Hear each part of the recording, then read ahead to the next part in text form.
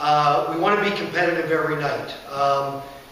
Again, if you do the math, how often should we win the cup, the world championship? Well, once every 30 years because there's 30 teams. If you're a struggling Browns or Indians fan, you know precisely what I'm talking about.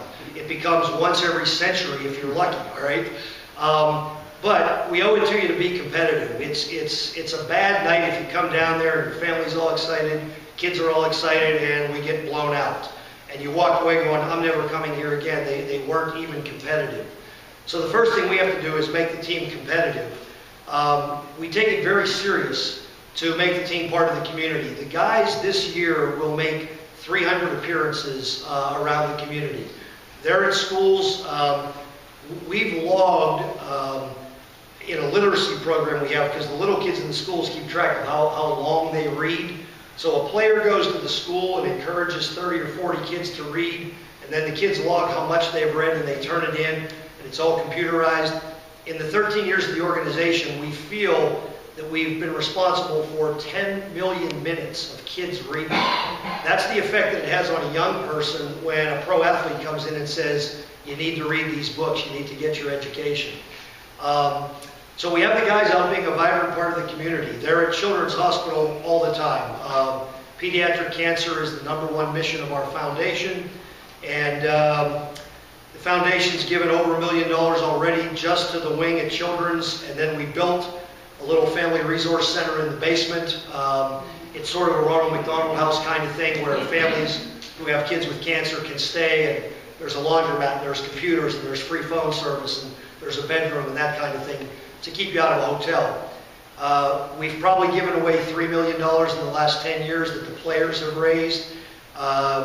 We've built a center for Easter Seals, we've built a center for junior achievement, and all of this is using the players as community ambassadors because there's an aura to them. And we're fortunate we don't have the NCAA restrictions that the Buckeyes do, so we can send our guys out into the community. We don't have to worry if somebody bought them a free sandwich. I wouldn't want to be Gene Smith because they've got wonderful kids at the university too, but you can't send them anywhere because if we give them breakfast, it's some kind of violation. So the vision's to be competitive. John Davidson wants to win. He was in the Stanley Cup Finals once and they lost, and it still grates on him every day. And I like seeing that when I come in every morning because if the leader doesn't want to win, it's bad for the rest of the people. But we're trying to find that fine balance of having the club and all of its representatives be wonderful in the community, still perform on the ice. If you've met any of our guys, they're extremely humble. These are a lot of kids from meager to modest circumstances. They're from farm towns in Western Canada where there's a grain silo and a train that comes by once a day. We don't have the diamond earrings, rap video kind of players that you see if you watch a lot of NBA, sometimes the NFL. You'll see our guys, they're sort of awestruck by all this. It looks more like watching Opie on the old Andy Griffith show. Do I really have this much money and what do I do with it? Well, we need you to go to practice. That's what we need you to do first. So, great news. The All-Star Game is coming back to Columbus, January of 2015.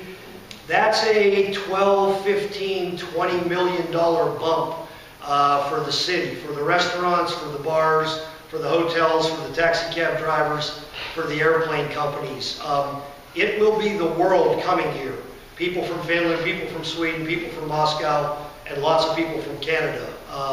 So we had the game awarded to us. We lost it last year because of the lockout, and it's coming back. The new Hilton, just north of Hyatt Nationwide, the county paid for that, and it was specifically put in to give us more hotel space within a walking distance of the arena.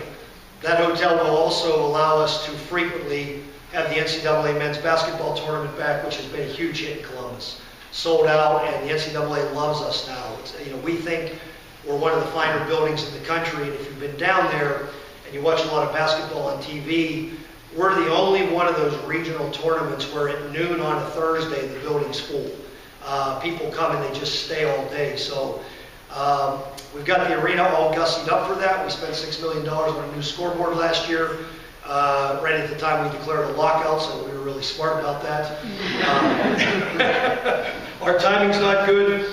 How is it going there in terms